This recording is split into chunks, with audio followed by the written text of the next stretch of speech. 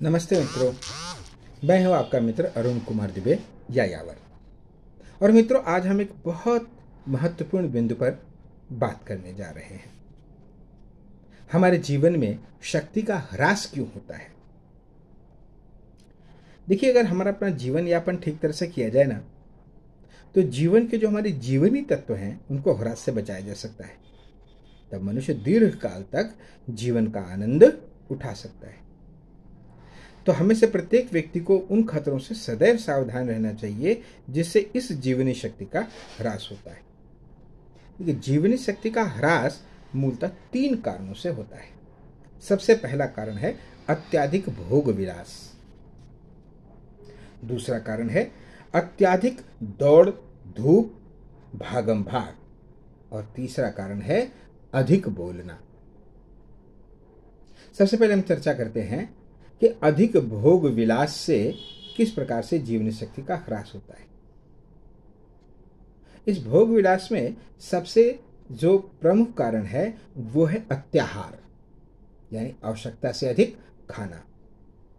अत्याहार, प्रत्येक जीव की भोजन करने की एक निश्चित क्षमता होती है।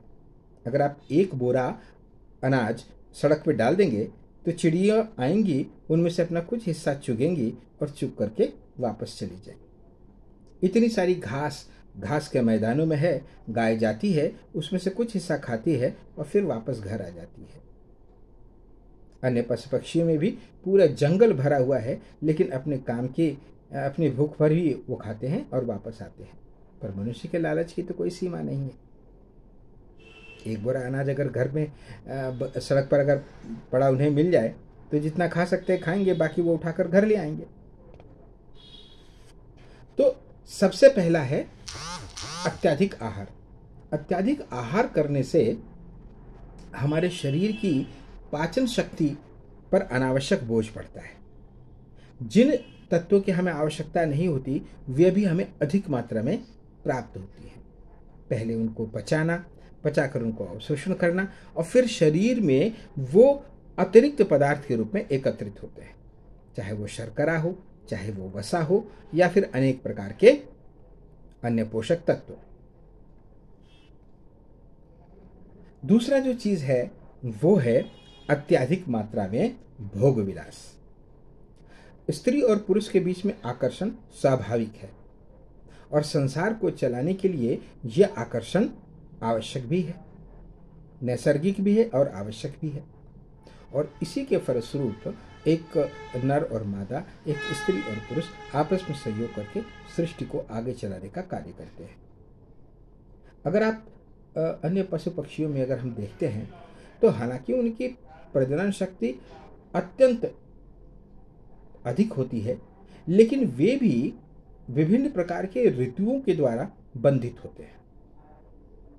वे क्षणिक वासना के वशीभूत होकर रमण नहीं करते, विशेष ऋतुओं में ही प्रजनन का कार्य करते हैं। जब प्रकृति उन्हें विवश करती है तभी वे प्रजनन का कार्य करते हैं और उनका गर्भाधान होता है। मानव समाज के लिए ऐसी कोई भी बाउंड्री नहीं, कोई भी लिमिटेशन नहीं। दिन रात, सुबह शाम, निषिद्ध काल में कभी भी वो अपने वासना तृप्ति के लिए स्त्री को उसका साधन समझ बैठता है। पति पत्नी के संयोग की मात्रा भी अनियमित हो रही है, उसका काल भी अनियमित हो रहा है और उसका उद्देश्य संतान उत्पत्ति न होकर के आनंद प्राप्ति हो रहा है। संतान उत्पत्ति नहीं चाहिए, लेकिन आनंद चाहिए। और इस कारण से अनेक प्रकार के प्राकृतिक साधन, गर्भ निरोधक युक्तियां वो अपनाते हैं, जिससे वो जिम्मेदारी से तो बचे रहें, लेकिन मैथुन सुख का आनंद वो पूरा लें। इससे क्या होता है कि समाज में आयुष्यहीन, अकर्मण्य और निकर्मे बच्चे बढ़ रहे हैं। इंद्रियों की चपलता से कामुकता बढ़ती है। अत्यधिक भोग विलास से मनुष्य निर्बल होते जाते हैं। कामुक और कामुकता में लगे रहने वाले जीव या व्यक्तियों के बच्चे कभी बलवान, आचारवान, संयमी, धीमान और विचारवान नहीं हो सकते। देखिए, वीर्य जो है ना, वो एक शक्ति का बिंदु है। एक बिंदु के भी अगर शक्ति का ह्रास होता है तो जीवनी शक्ति और का ह्रास होता है। अगर हम अपनी शक्ति, जीवन और आरोग्य की रक्षा करना चाहते हैं तो अत्यधिक भोग विलास से हमें दूर रहना होगा। दूसरा हमारा जो प्रमुख कारण है वो है अत्यधिक दौड़ और धूप। आज मनुष्य जल्दी में है, हजारों से काम है, सुबह से लेकर शाम तक वो व्यस्त रहता है। काम ऐसा है कि खत्म होने का नाम ही नहीं लेता। बड़े बड़े नगरों में तो इतनी दौड़ धूप होती है कि मनुष्य को दम मारने का भी अवकाश नहीं मिलता। ऑफिस कार्य करने के लिए घर से वो जल्दी निकलता है, दिन भर के कार्य करने के बाद रात को देर से घर आता है। बहुत सारे इसके पास काम है, अस्पताल से दवाई भी लानी है, बच्चों को स्कूल भी भेजना है। व्यापारी तो व्यापार के चक्कर में प्रायः सुबह से लेकर शाम तक दौड़ भाग होती है। कभी कभी एक शहर से दूसरे शहर भी आना जाना पड़ता है। शांति से बैठकर मन को एकाग्र करने का अवसर ही नहीं मिलता है। सारे संसार के कोने में अशांति और उद्विग्नता की चिल्लाहट सुनाई देती। चित्त की चंचलता इतनी बढ़ जाती है, हम इतने क्षुब्ध और संवेदनशील बन रहे हैं, इस दौड़ धूप में एक क्षण की भी शांति नहीं। उसी इस उद्विग्न और उत्तेजित अवस्था में अगर हम चलते हैं तो कैसे जीवन में आनंद, प्रतिष्ठा और शांति पा सकते हैं? जब चारों ओर का वायुमंडल ही विक्षुब्ध है तो आत्मा की उच्च शक्ति कैसे हमें प्राप्त होगी? जो व्यक्ति शक्ति संचय करना चाहते हैं उन्हें चाहिए कि वे अत्यधिक दौड़ धूप से बचें। केवल आवश्यक अर्थ उत्पादन के लिए ही वे प्रयास करें। इसको शास्त्रों में बोला गया है, अत्याहार प्रयासश्च, अति प्रयास। उन वस्तुओं के लिए अत्यधिक मात्रा में प्रयास करना, उन भौतिक वस्तु की अत्यधिक मात्रा में प्रयास करना जिनको प्राप्त करना बहुत कठिन है। देखिए, जिस साधक के हृदय में शांति देवी का निवास है ना, जिसके हृदय में ब्रह्मनिष्ठा है ना और संतोष है, उसकी मुखाकृति दिव्य और आलोक से चमकती है। वह अपने आप को निर्बलता, प्रलोभन और पाप से बचाता है। उसकी जीवनी शक्ति संचित रहती है और वह स्वस्थ और आरोग्य होकर के जीवन का आनंद भोगता है।